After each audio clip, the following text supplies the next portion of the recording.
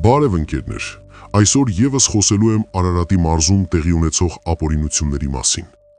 Հասկանում եմ, որ տեսանյութերս կպնում են որոշ տարօրինակ թալանչիների նուրբ լարերին, ովքեր եւ փորձում են պրովոկացիաներ անել, փորձելով ինձ հունից հանել, որպեսզի ես սխալվեմ, շեղվեմ իմ որդեգրած ուղուց եւ հայհոյեմ, հիշեմ իրենց մայրիկներին, քույրիկներին, սակայն դա չի լինելու ընկեր փանոսներ։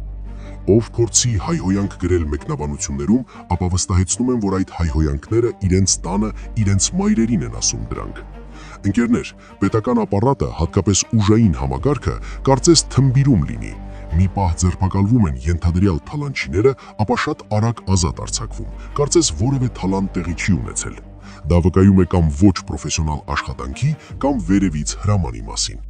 Այսպես, դեռևս 2024 թվականին Արտաշատի համայնքապետարանից ձերբակալվում է 9 անձ, որից 4-ը ազատ են արձակվում։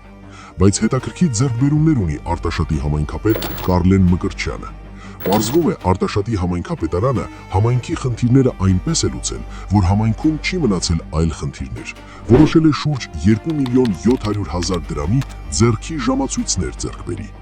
Ընկերներ, հիշում եք, Նիկոլ Փաշինյանը հայտարարեց, որ ծառայողական մեքենաների քանակը պետք է կրճատվի, հասցնելով մինիմումի։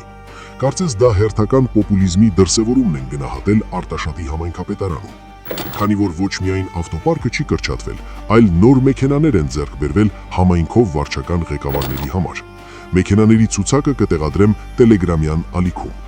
Կարլեն Մկրտչյանը որոշում է կայացրել, որ այդ ավտոպարկը սպասարկելու համար պետք է ձեռք բերի 24,000 լիտր բենզին, ընդհանուր 11,280,000 դրամ գումարով։ Սիրելի արտաշատցիներ, արդյոք ձեր համայնքում ամեն բան իդեալական է, ամեն ոք զգում է համայնքի աջակցությունը։ Խնդրում եմ արձագանքել, պատասխանել այս հասարակ հարցին։ Ընկերներ, Արտաշատում խոսում են, որ Կարլեն Մկրտչյանը փոխկապակցված է նաև քրեական ենթամշակույթ կրող անձանց հետ։ Անգամ ասում են, որ քրեական աշխարհում հայտնի արտաշատցի Կիկոսի եղբայրը աշխատում է համայնքապետարանում։ Ընկերներ, այս ամենը ասում են, որ դուք եւս լինեք տեղեկացված, հասկանաք, որ երկրում օր առաջ իրական փոփոխություններ են պետք։ Պետք է հիմնատակ քանդել քրեա-օլիգարխիկ թալանչի համակարգերը։ Մեզ հարկավոր է ժողովրդի իշխանություն, զսպող համակարգեր, նոր եզակի եւ հայապաշտպան ուժային համակարգ։ Շնորհակալ եմ յուրաքանչյուրից ձեզ, ձեր բոլոր նամակները անձամբ կարդում եմ։ Ձեր բարձրաձայնած հարցերը չեն անտեսվելու։ Բոլորիդ հոգսերը նաև իմն են։ Հարգանքներով, ձեր Հայը։